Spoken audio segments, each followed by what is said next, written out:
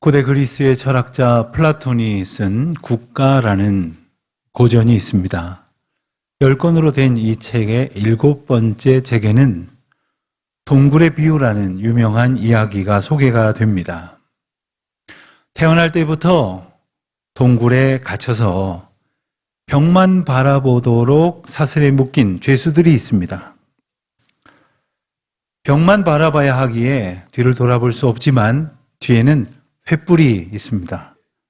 그리고 그 횃불 앞으로 지나가는 사람이나 혹은 여러 모형이 이제 내 앞에 벽에 그림자로 비추어집니다.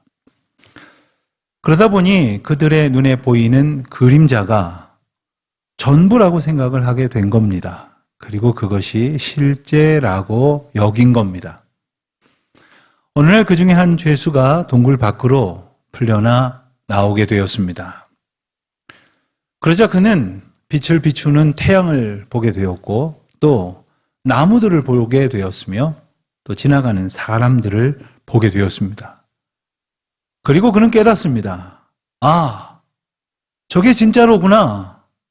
그동안 내가 동굴 벽에 그림자를 통해서 본 것은 고작 그림자에 지나지 않았구나 하는 생각을 그제서야 하게 됩니다. 그는 이 사실을 다른 사람에게도 전하고 싶어서 동굴 안으로 들어갑니다. 그래서 그가 깨달은 것을 전하지만 누구도 그것을 곧이곧대로 받아들이려고 하지를 않는다는 겁니다. 우리가 깊이 생각해 봐야 할 것이 있습니다. 우리도 우리의 눈으로 바라보고 또 느끼고 판단하는 것이 있습니다만 그것이 과연 전부일까? 그것이 진짜일까?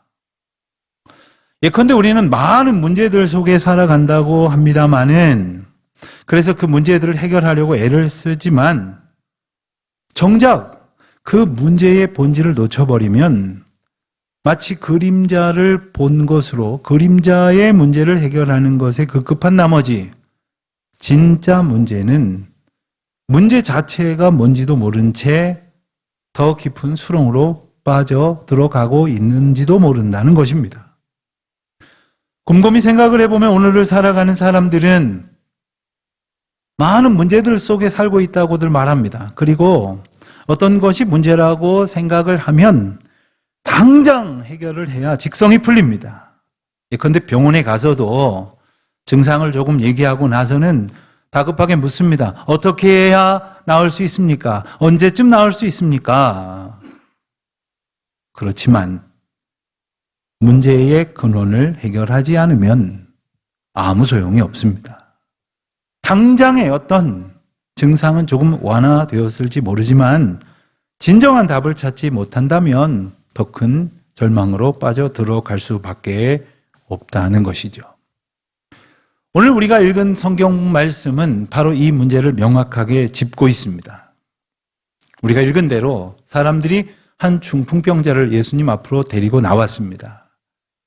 오늘 본문을 함께 기록한 마가복음 2장의 말씀을 보면 그 장면이 조금 더 드라마틱하게 묘사가 되어 있습니다.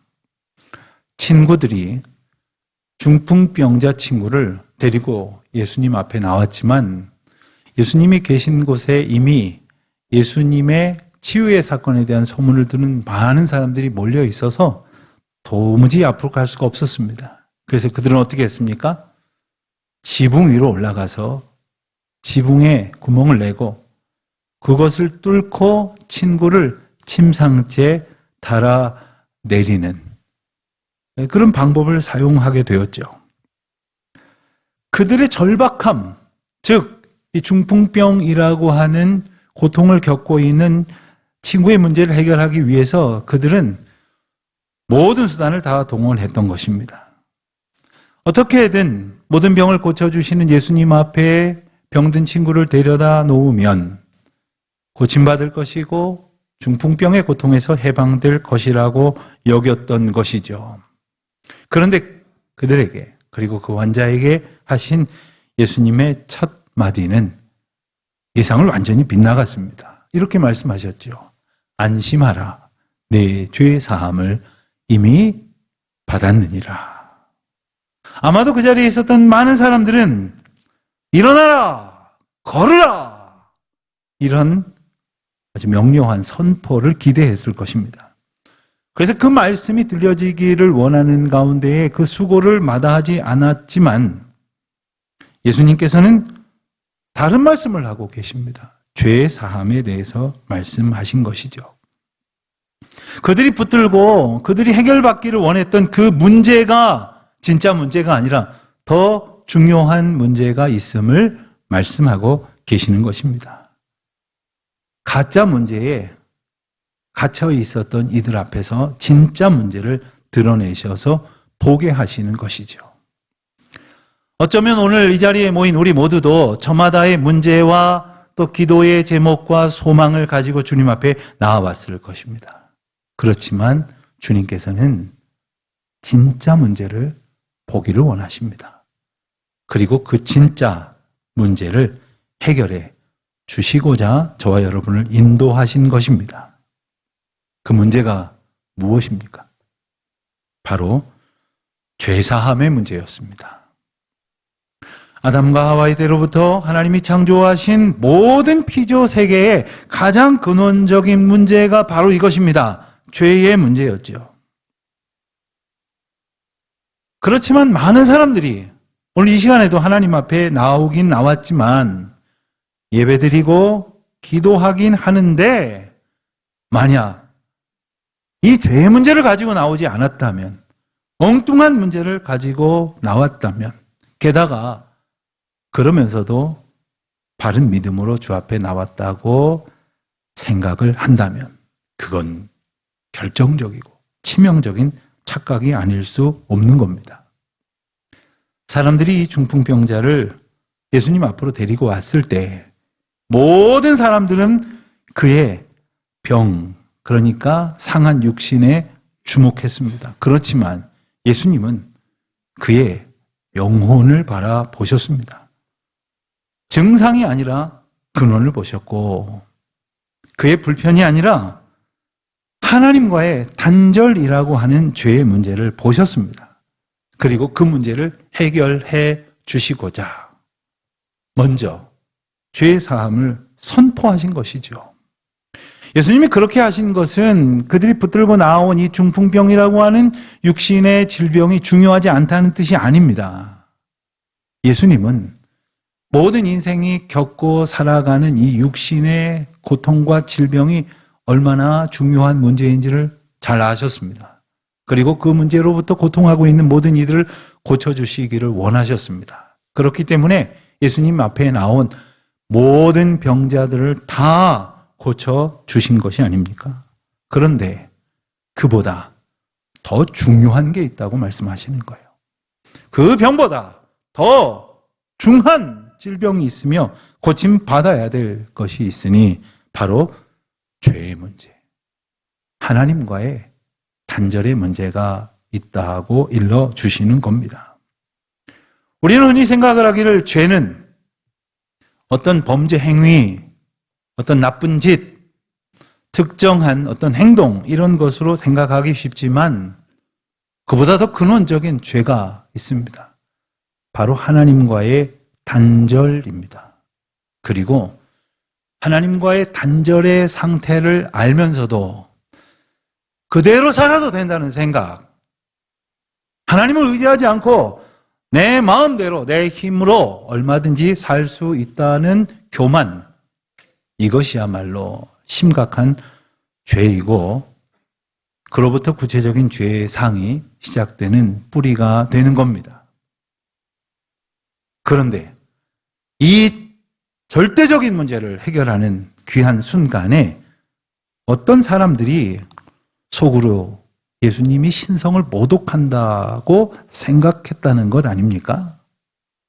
이 장면, 이 순간이 그 한 사람의 중풍병자뿐만 아니라 그곳에 있었던 모든 사람들의 죄의 문제를 해결해 주시고자 선언하신 것이고 이제 이 말씀을 다시 되새기는 우리 모두에게 놀라운 구원의 복된 소식을 증거하시는 것인데 그 순간에 딴 생각을 하고 있었다는 겁니다. 예수님께서는 그들의 생각을 꿰뚫어 보시고 악한 생각이라고 분명히 말씀을 하십니다. 왜 악한 생각일까요? 그것은 하나님과의 단절된 상태로부터 비롯된 생각이기 때문에 그렇습니다. 그 고통의 순간을 해결해 주시려고 그 단절된 하나님과의 관계를 회복하시려는 하나님의 선포를 정면으로 거부하는 생각이기 때문에 악한 생각이다라고 말씀하신 거예요. 여러분, 만일 하나님과의 단절의 문제가 내게 약이 되었다고 생각을 하신다면 가만히 있지 마시기를 바랍니다.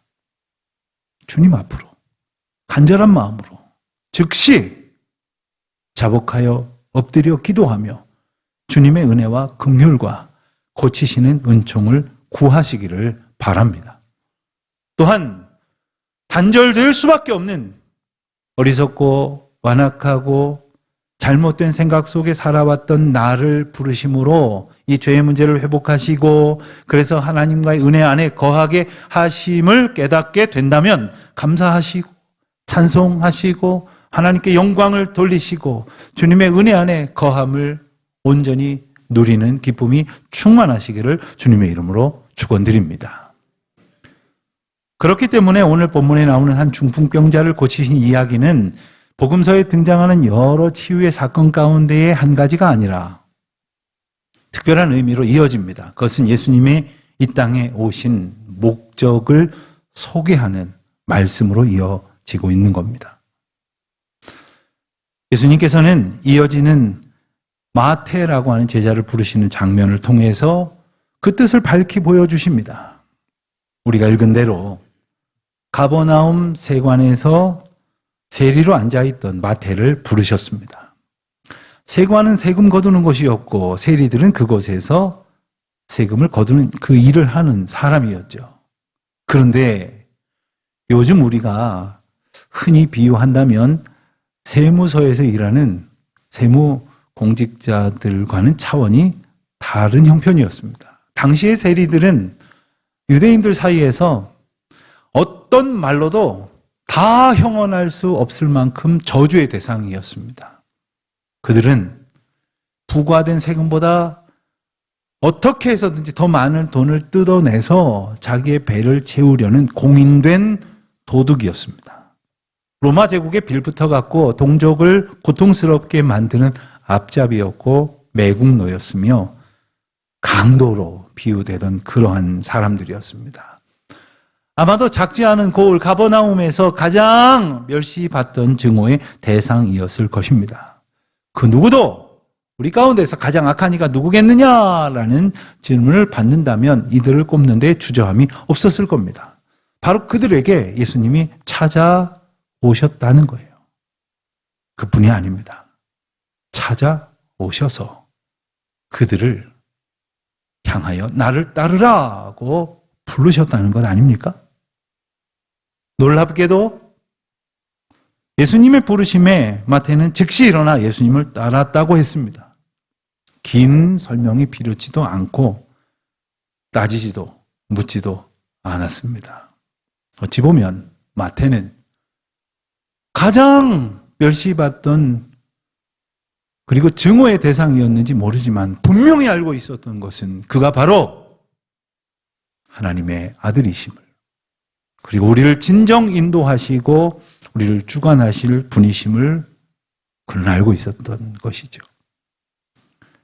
그 다음 장면은 흥미로운 장면이 이어집니다. 마태가 잔치를 열었습니다. 무엇 때문이었을까요? 누구를 초대했을까요? 아마도 그가 잘 아는 친구들을 초대했겠죠. 그가 친한 사람들을 초대했을 겁니다. 세리인 마태의 잔치에는 세리가 초대되었을 겁니다. 그들 또한 사람들에게 증오의 대상이었겠죠. 그런 사람들이 모였습니다. 어찌 보면 멀쩡한 사람이 없어 보입니다. 사람들이 흔히 죄인이라고 손가락질 하던 사람들이 다 모였습니다. 바로 그 자리에 예수님이 제자들과 함께 있었다는 것이죠. 예수님께서 그들 가운데 있었던 것을 트집잡던 사람이 있었습니다. 예수님께서 왜 그 자리에 있으셨을까? 그곳에 생명의 역사가 있었기 때문입니다. 예수님을 만나서 구원을 얻은 감격을 누리고 있었던 마태는 그 생명력을 전하고 싶어서 견딜 수가 없었던 겁니다. 잔치를 열고 사람들을 초대합니다. 구원의 기쁨은 가만히 있을 수 없게 합니다. 나누고 싶어 합니다. 증거하게 합니다. 내게 기쁜 일이 있으니 다른 사람들에게도 함께 전하고 싶어 합니다. 저는 우리가 진정 날마다 우리에게 주시는 하나님의 그 크신 은총을 누리며 살아간다면 우리에게도 동일한 생명력의 은혜를 주실 줄 믿습니다. 여러분의 삶 가운데에서 그 생명의 기쁨이 계속해서 불타오르는 나날을 사시기를 축원합니다. 그리고 오늘은 누구와 함께 이 기쁨을 나눌까? 누구에게 이 감격을 좀 소개할까? 그래서 끊임없이 나를 통하여 하나님의 구원의 역사가 증거되어지고 잔치를 베풀듯이 섬기고 나뉘어지는 귀한 역사가 저와 여러분의 삶 가운데 가득하시기를 바랍니다. 그런데 놀랍게도 이 은혜로운 순간 또 한 번의 영적 충돌이 일어납니다. 11절에 보니까 바리새인들이 그 장면을 보고 예수님의 제자들에게 말을 합니다. 어찌하여 너희 선생은 세리와 죄인들과 함께 잡수시느냐. 많은 사람들이 경멸하고 그리고 증오하던 사람들과 어울리던 예수님의 모습을 거룩하지 못하다, 경건하지 못하다고 생각을 했던 거죠. 바로 이 장면에서 예수님은 그 유명한 대답을 하신 겁니다. 건강한 자에게는 의사가 쓸데없고 병든 자에게라야 쓸데있느니라. 예수님은 이 말씀을 통해서 예수님이 어떤 분이시고 왜 이 땅에 오셨는지를 명료하게 말씀을 하십니다. 예수님 자신을 의사로 비유하시면서 이 세상의 죄인들을 고침받아야 할 환자로 비유하셨습니다. 그리고는 의사의 사명, 즉 환자를 고쳐야 할 일이 바로 예수님의 사명이라는 것. 그렇다면 예수 그리스도의 사람들의 사명은 무엇일까요? 병든 자들이 예수님에게 고침받도록, 고침받을 수 있도록 돕는 일이죠. 예수 믿는 것이 무엇일까 생각해 보았습니다. 목회가 무엇일까 생각해 보았습니다. 믿는 사람 더 잘 믿게. 예수님 모르는 사람 예수님 알도록. 예수님 아는 사람 예수님 만나도록. 예수님 그저 만난 사람 예수님 때문에 기뻐하도록, 그 감격으로 충만하도록 섬기는 것이 저에게 목회일 것이고 저와 여러분에게 그리스도인의 삶이라 할 수 있을 줄 믿습니다. 예수님 그 일을 하러 오신 것입니다. 병든 자, 그래서 아무것도 할 수 없는 자에게 고침의 은혜, 회복의 은총, 나았게 하시는 감격을 주시려는 것이죠. 그러면서 그 바리새인들의 교만을 지적하십니다. 너희가 스스로 건강하다 여기는가 보니 나는 너희에게 해줄 것이 없노라. 그 대신 내 치유가 필요한 이들은 바로 너희들이 그토록 죄인으로 멸시하고 그리고 핍박하는 저 병자들이니라. 그러면서 13절에 이 말씀을 덧붙이십니다. 너희는 가서 내가 긍휼을 원하고 제사를 원하지 아니하노라 하신 뜻이 무엇인지를 배우라. 이 말씀은 일찍이 호세아 6장 6절에 나왔던 말씀을 다시 한번 인용하신 것입니다. 그러니까 하나님이 원하시는 것이 무엇인가? 그저 형식뿐인 진심이 담겨져 있지 않은 제사가 아니라 하나님이 원하시는 것을 이루어가는, 즉 하나님의 긍휼과 하나님의 사랑, 그것을 나타내고 증거하는 삶이어야 한다는 것을 배우라고 말씀을 하시는 것이죠. 사랑하는 성도 여러분, 예수님께서 과연 왜 오신 겁니까? 바로 나 때문에. 정말로 고침받아야 할 이는 바로 나, 죄인인 우리라고 하는 사실을 일깨워 주시기 위해서, 그도 저도 깨닫지 못하는 사람들에게 다시 한번 선포하십니다. 나는 의인을 부르러 온 것이 아니요 죄인을 부르러 왔노라. 파스칼은 그렇게 말했다고 합니다. 세상에는 두 종류의 죄인이 있을 뿐이다. 의인은 없습니다. 하나도 없습니다. 죄인만 있을 뿐입니다. 그러나 그 두 종류의 죄인은 누구냐? 내가 죄인인 줄 아는 죄인과 내가 죄인인 줄 모르고 의인인 줄 알고 자기 의대로 살아가려고 하는 죄인이 있노라 하는 것이죠. 누가 죄사함을 구하겠습니까? 그 중에 누가 죄의 문제를 해결해 주시기를 하나님 앞에 간구하겠습니까? 사랑하는 성도 여러분, 죄인임을 깨닫게 하시는 하나님의 은혜 앞에서 죄의 문제를 해결해 주시고자 이 땅에 오신 예수 그리스도의 은혜를 사모하며 바라보며 매일매일 그 은총을 구하며 살아가는 저와 여러분이 되시기를 바랍니다.